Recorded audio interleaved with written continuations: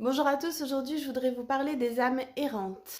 Il faut savoir que des âmes errantes, il y en a absolument partout, c'est pas forcément quelque chose qui est dangereux, c'est pas forcément quelque chose qu'il faut craindre, mais parfois on peut avoir quelques manifestations de leur part et c'est ce qui m'est arrivé hier soir. Alors on peut classifier les entités et les âmes selon une échelle allant du plus inoffensif au plus dangereux, donc sachant que les plus dangereux sont ceux qui vont pratiquer la possession physique de leurs hôtes.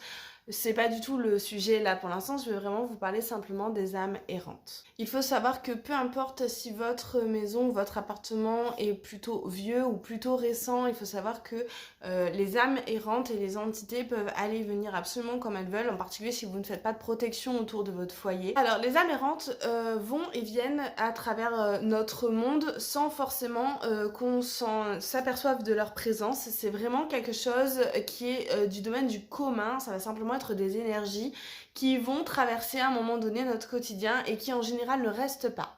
Le souci, c'est que lorsque ces âmes rencontrent une âme un petit peu plus ouverte que les autres, donc ça peut simplement être des gens qui naturellement peuvent avoir le troisième œil un peu plus ouvert et vont être plus enclins à ça, et sinon toutes les personnes qui vont être dans le domaine de l'occulte ou de la religion, donc aussi bien les sorciers que par exemple les prêtres ou les imams, ou enfin toutes ces personnes qui vont être un petit peu plus ouvertes et enclins à voir ce genre de monde vont être plus sollicitées par ces entités. Selon votre niveau de capacité, si vous êtes peut-être passeur d'âme, vous allez pouvoir les aider. Donc en fait, ils vont communiquer avec vous et vous allez pouvoir ensuite les passer de l'autre côté pour qu'ils puissent à nouveau s'incarner et repartir sur un cycle. Le souci, c'est que c'est quand même pas à la portée de tout le monde. On n'est pas tous passeurs d'âme. On peut peut-être potentiellement tous le devenir si on travaille beaucoup sur nous, mais c'est absolument pas quelque chose qui est, on va dire, commun. Enfin, tout le monde n'a pas cette capacité. Du coup, je fais cette petite vidéo pour vous expliquer ce qu'il faut faire lorsque vous ressentez une énergie différente chez vous. Je vais vous donner un exemple de ce qui s'est passé hier chez moi. Lorsque la nuit tombe, on connaît tous notre maison, on sait exactement quel type d'ombre il va y avoir à quel endroit. Comment dire, c'est du domaine du ressenti. Quand on est chez soi, normalement, on n'a pas peur. Lorsque il y a une âme errante ou lorsqu'il y a une entité de manière plus globale, en fait, il y a un endroit chez vous ou des endroits chez vous où vous allez vous sentir mal à l'aise, où vous allez vous dire tiens, d'habitude à cet endroit-là, ce n'est pas aussi sombre que ça la nuit. Tiens, ici, ça fait un moment, j'y suis pas trop allée, j'aime plus trop cet endroit. Et en général, bah, c'est simplement là qu'ils sont. Ça m'est arrivé hier. Alors en fait, il faut savoir que ça fait exactement 3 ou 4 jours que le soir, en me couchant, donc quand je suis dans mon lit, je vois dans le coin de la porte donc un mur qui était anormalement très très sombre, on va dire. Ce qui est encore plus anormal, c'est que là on vient de passer une période de pleine lune, donc il y a beaucoup de lumière dehors, donc c'est absolument pas logique que cet endroit soit particulièrement sombre. Au contraire, normalement plus il y a de lumière dehors et moins c'est sombre, sachant que moi je ne ferme pas les volets. Donc du coup c'est vrai que cette ambiance était très particulière et je l'ai tout de suite remarqué. Du coup, hier soir, j'ai réalisé que clairement, il y avait quelqu'un ou quelque chose qui était coincé à cet endroit-là et c'était un petit peu dérangeant parce que clairement, cette personne me regardait dormir. Donc à ce moment-là, j'avais deux options, ou bien essayer de le faire passer, ou bien essayer de le faire partir tout simplement. Sauf que moi, je ne suis pas passeuse d'âme, ce n'est pas ma vocation, c'est pas ma mission d'âme. Alors j'ai déjà passé une âme, ça m'est déjà arrivé une fois. Mais c'est pas quelque chose avec lequel je suis très à l'aise et j'ai pas énormément d'expérience dans ce domaine, ça m'est arrivé qu'une fois. Du coup, spontanément, je l'ai chassé. En vrai, ce n'est pas quelque chose qui est difficile à faire. Il faut savoir que si vous avez tout pouvoir et que c'est à vous d'imposer votre volonté. Oui, imposer sa volonté, c'est très vague tout ça, donne-nous des détails. Pour imposer sa volonté, en fait, c'est un petit peu particulier, c'est-à-dire qu'on va très vite avoir l'impression d'être ridicule en faisant ça, mais c'est pas grave. On est ridicule 2 minutes et en vrai ça marche très très bien et je vais vous expliquer comment on fait.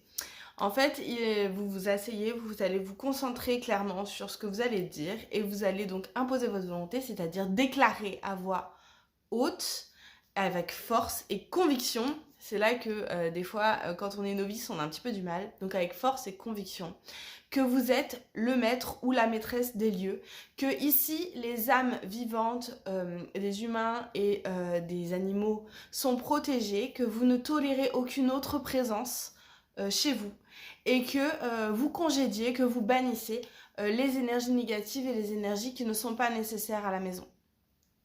Si vous avez clairement localisé l'endroit où ça se passe, vous allez fixer cet endroit et déclarer avec force que vous repoussez l'entité qui se cache là et qu'elle est bannie ici et maintenant.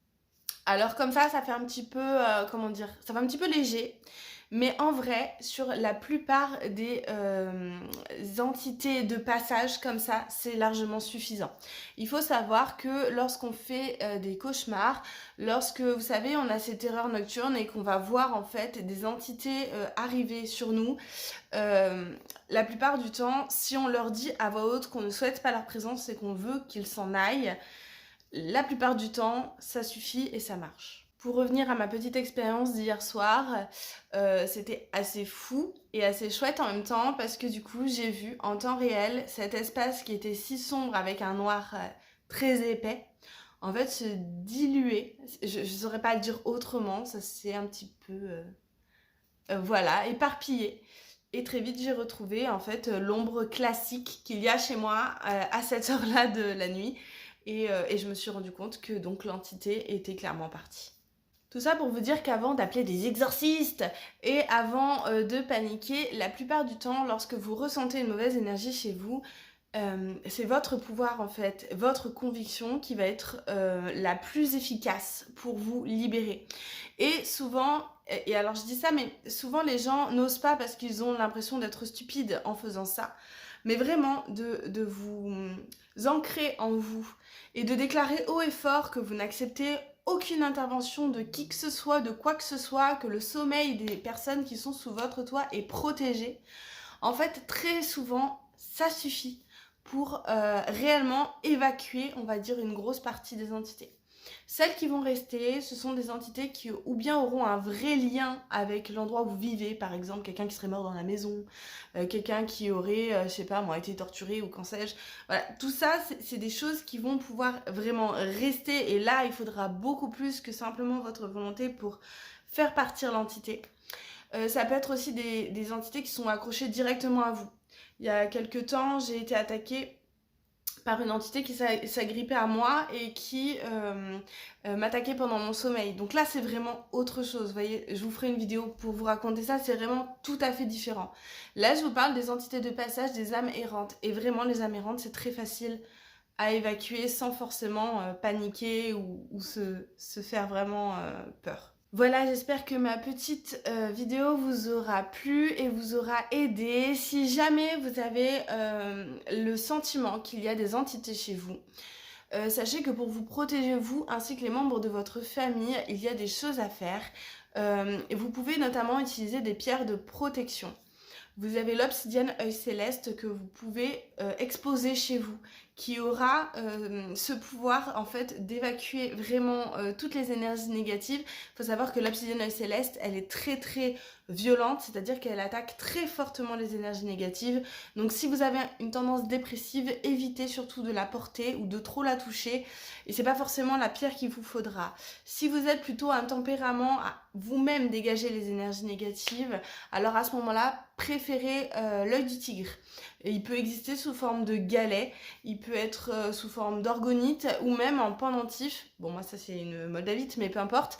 Vous pouvez porter ces pierres-là et ça va vraiment déjà bien dégrossir le truc et vous aider à vous protéger. Si vous ne voulez pas rater ma prochaine vidéo qui parlera des attaques que j'ai subies par une entité qui était vraiment accrochée à moi, je vous invite à vous abonner. N'hésitez pas à laisser un commentaire, j'aime beaucoup les histoires. Peut-être que je pourrais même raconter vos histoires si elles sont assez détaillées. Vous pouvez m'écrire en privé. J'aimerais beaucoup raconter vos histoires sur la chaîne. Donc voilà, n'hésitez pas à m'écrire. Ciao ciao!